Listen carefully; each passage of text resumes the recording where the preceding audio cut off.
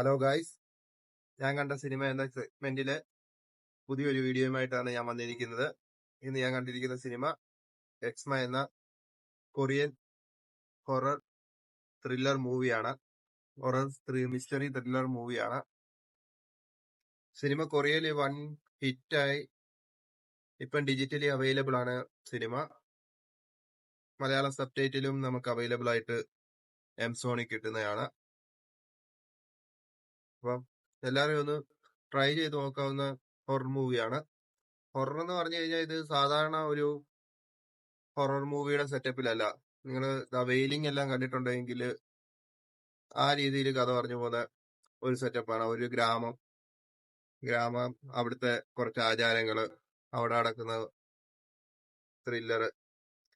സാധാരണ സിനിമയുടെ കൂട്ടൊരു 4 പേര് ഒരു വീടെടുക്കുന്നു,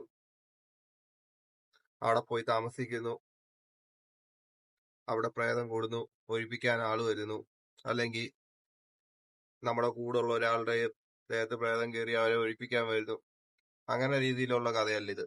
അപ്പം ഒരു വീട്ടില് കണ്ടിന്യൂസ് ആയിട്ട്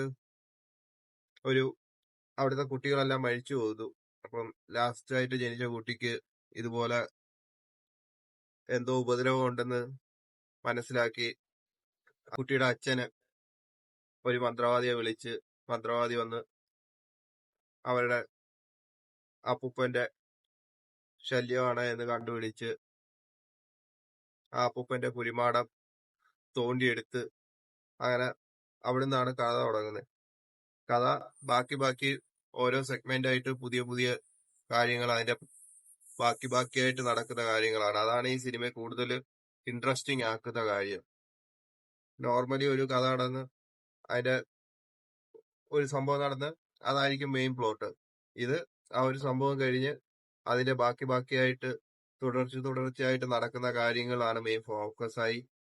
ഓരോ ലെയർ ആയിട്ട് ഓരോ മിനിറ്റ് കഴിയുമ്പോഴും മൂവിയിലോട്ടുള്ള ഇൻട്രസ്റ്റ് കൂടി വരും. തുടങ്ങുമ്പോൾ നമുക്ക് തോന്നും ഇത് എപ്പോഴും കണ്ട ഒരു സിനിമ.